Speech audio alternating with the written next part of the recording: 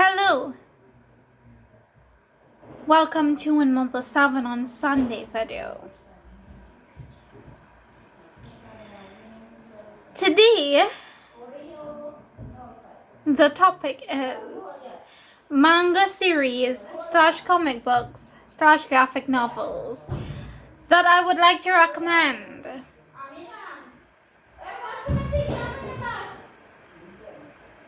I don't really read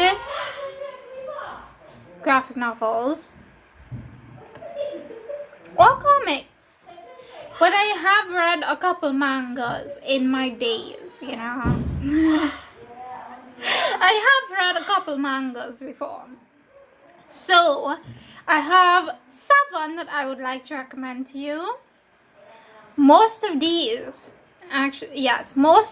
are kind of contemporary slice of life sort of mangas because I get my contemporary fix from mangas because I don't really normally typically read contemporary in like novel formats. So yeah. So let's just get started, why don't we? Because my space is running out real quickly. The first one I have to talk to you about is Skip Beat by Yoshiki Nakamura. This one is a really, really long series. There are 47 volumes of this series, and that is pretty big. That is very big. But it is really cute and fluffy and easy to read. It's kind of dark at times as well, so I don't think you're ever gonna be bored.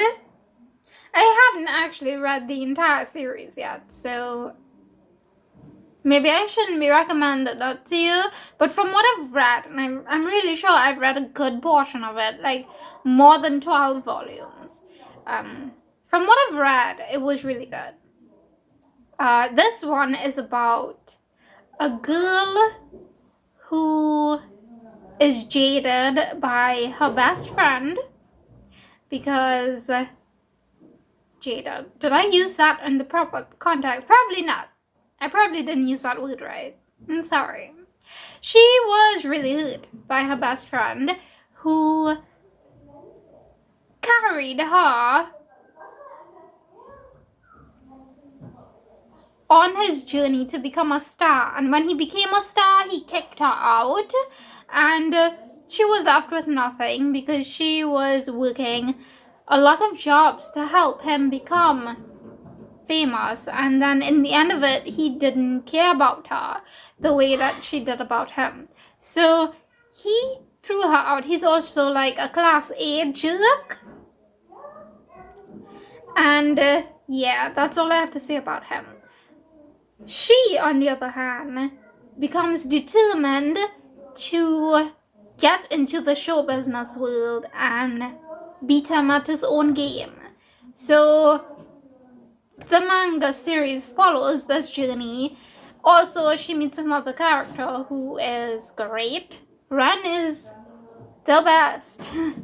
just he's amazing. You should just read it just for Ren, honestly. Number 2, Barakamon. This is by Satsuki Yoshino, and there are 18 volumes out.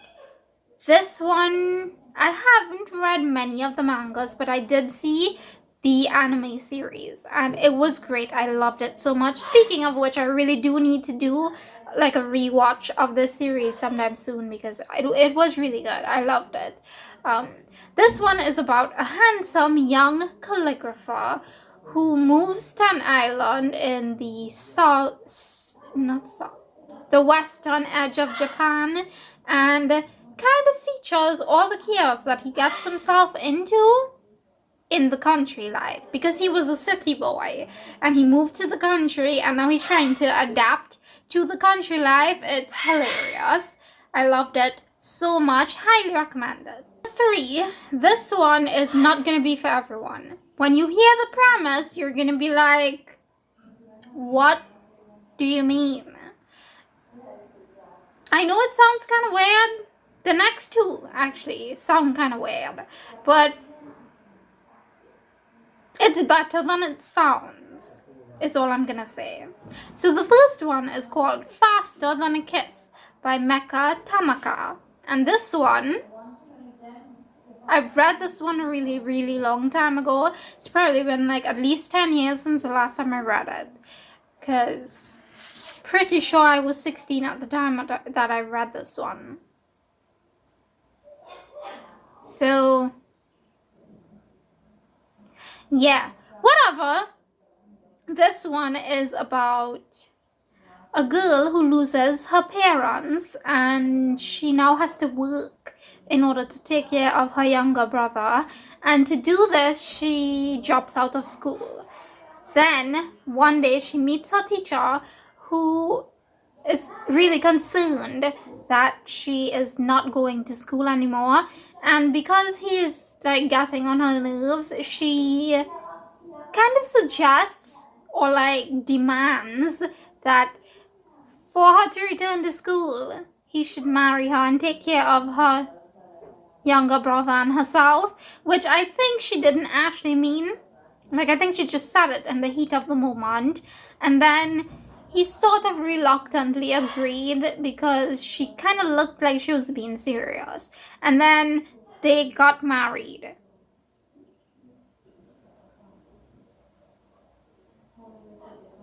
And then it kind of progresses from there. So, yeah.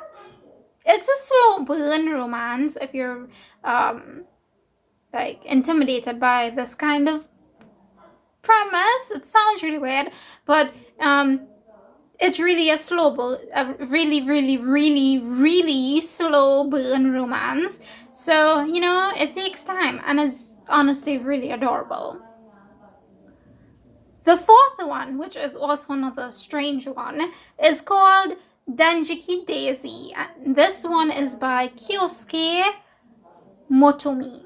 This one is only 16 volumes. I say only as if that's honest. Oh, I forgot to tell you how many Faster Than a Kiss was. I don't know, actually.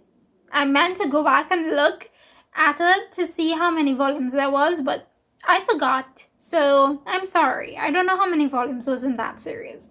But Denjiki blah, blah, blah, blah, blah, blah. Denjiki Daisy is only 16 volumes. Say only as if 16 is a really small number, but in comparison to everything else that's on this list, it's a small number. So this one is also one that I read around the same time that I read Faster Than a Kiss. This is about a girl who is all alone in the world. She just lost her older brother who was taking care of her, and he left her a cell phone with a protector. He left her a guardian that she can only contact through her cell phone that he left for her. So it's all very mysterious and like strange. Nevertheless, it was light and easy to get through, and I loved it. I mean, there are parts that I think are a bit darker than others, but it wasn't really that like scary or like deep, I don't think. It's been a couple years since I read it, okay? So I can't really remember, but I know that I enjoyed the series a lot. Number 5. This one and the next two, are fantasy, which, I mean, are you surprised? You shouldn't be.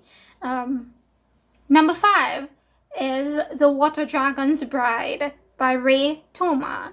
This one I've only read the first volume, but I know it's something that I'm gonna love because the main character was pulled into a different world and sacrificed to a water dragon god. Doesn't that sound really interesting? Like, it sounds really, really interesting. I can't wait to actually continue with that series. Honestly, I need to buy the second volume as soon as possible. Number 6 is called The Demon Prince of Momochi House by Aya Shoto. I think it's Shoto. Not sure exactly how to pronounce that one. Another one that I've only read the first volume of. It's another fantasy, as I stated before. And this one is about a girl who inherits a house that kind of turns out to be the barrier between the human and spiritual realm. And when she goes to check out the place that she inherited, she realizes that she has a few squatters who are already living in her house, and she doesn't exactly know if they're human or not. Did I sell you on the premise? I think you should give it a shot. It's honestly really great. I loved the art style of this one. It's amazing. Finally, the last one I'm gonna talk about is called Yokai Rental Shop by Shin Mashiba. This one is about a boy who discovers that he has a half-brother. He tracks him down and discovers that he is the owner of a pet shop.